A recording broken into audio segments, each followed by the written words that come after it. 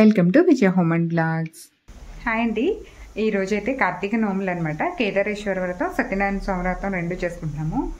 ఉదయాన్నే పూజ అయితే అయిపోయిందండి. 5:30కే మొత్తం కార్తీక మాసం కాబట్టి 5:30కే పూజ అయితే కంప్లీట్ అయిపోతుంది. ఇప్పుడు ఏంటంటే సోమవారం వ్రతం రెండో వారం చేసుకోవాల్సిందను ఉదయాన్నే పూజ అయితే చేసేసుకుంటానండి. ఇంకా సాయంత్రం వచ్చి కేదారేశ్వర వ్రతం, సత్యనారాయణ స్వామి వ్రతం రెండు ఉన్నాయి కదా.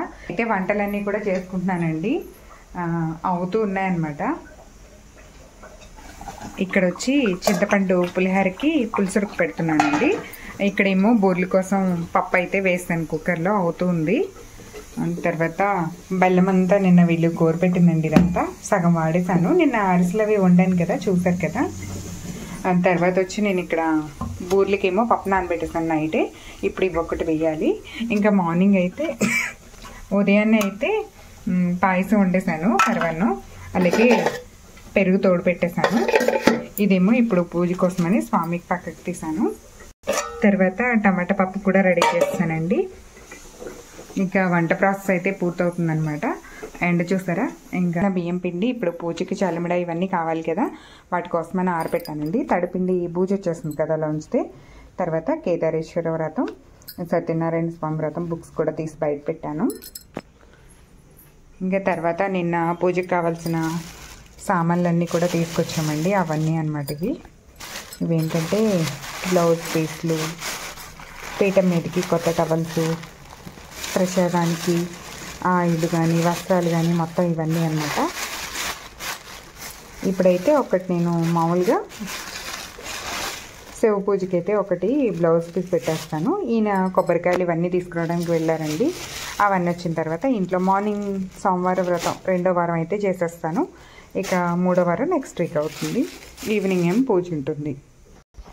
ఇంకా ఈ మంచం ఒకటి తీసేయాలండి. ఇక్కడే పీఠం పెడతాం అనమాట. ఇదంతా తీసేస్తే మనకి మొత్తం ఖాళీ అయిపోతుంది. ఉదయాన్నే పూజ అయితే ఇదిగోండి. మొన్న ఇల్లు మొత్తం క్లీన్ చేశాను కదా, ఇది బ్లౌజ్ పీస్ కూడా మార్చాను, గ్రీన్ కలర్ వేసాను. ఇప్పుడైతే శివదేవుని పూజకి అన్నీ రెడీ చేసుకున్నానండి. సోమవారం కదా, కలసం అది పెట్టుకున్నాను. కలసం మీదకి బ్లౌజ్ పీస్ కూడా.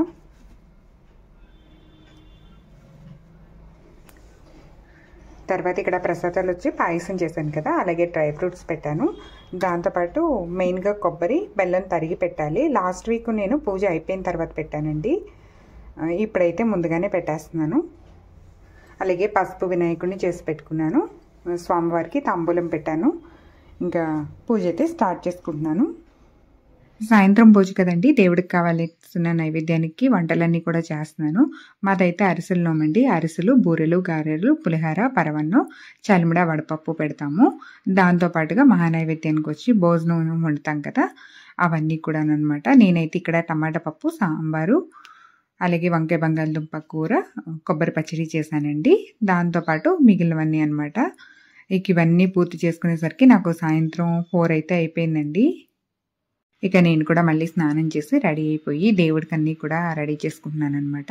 ఇక్కడ పీఠాలు ఇవన్నీ పెట్టేసి కలశాలు అన్నీ రెడీ చేసి పెట్టేసుకున్నాను. ఇవన్నీ పెట్టుకుంటే పూజ చేసుకోవడానికి ఈజీగా ఉంటుంది కదా.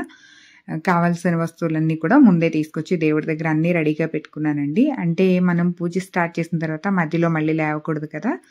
ఆ దండలు చూసారు కదా, నిన్న సత్యనారాయణ స్వామి వ్రతం కోసం కట్టిన తులసి మాల ఒకటి, శివయ్య కోసం కట్టిన పువ్వుల మాల ఒకటి, అలాగే ఇక అక్షింతలు, పసుపు, కుంకుమ ఇవన్నీ కూడా రెడీ చేసి పెట్టుకున్నాను. 2 వ్రతాలు ఒకేసారి చేసుకుంటున్నాం కాబట్టి అక్కడికి ఇక్కడికి కూడా కావాల్సిన పూజా సామాగ్రి అన్నీ కూడా సిద్ధం చేసి పెట్టుకున్నానండి.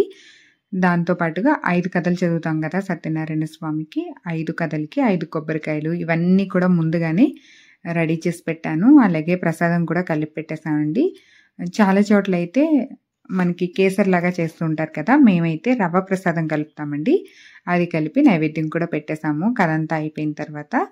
అలాగే కేదారేశ్వర నోము కూడా అయిపోయింది. ఇంకా నోము అయ్యేటప్పుడు నేను ఇంకా సపరేట్గా వీడియో ఏం తీయలేదండి, అయిన తర్వాత చూపిస్తున్నాను మీకు. నోములు అనేసరికి చాలా హడావిడిగా ఉంటుంది కదండి. ఇంకా వీడియో అది తీయడం అయితే ఏం కుదరలేదు, వీలైనంత వరకు మాత్రమే చూపించాను. ఇక బయట కూడా దీపం పెట్టేసుకుని ఇంట్లో స్వామికి నైవేద్యం పెట్టడానికి అరిటాకులు అవి తెప్పించామండి. ఇంకా మహానైవేద్యం పెట్టేస్తే అయిపోతుంది. ఇక వచ్చిన వాళ్ళకి భోజనాలు పెట్టేసిన తర్వాత మేము కూడా భోంచేస్తే ఈరోజు మా ఉపవాసం కూడా పూర్తవుతుంది. ఇది ఒక చిన్న వీడియో అండి. నచ్చితే లైక్ చేసి ఛానల్ని సబ్స్క్రైబ్ చేసుకోండి. Thank you.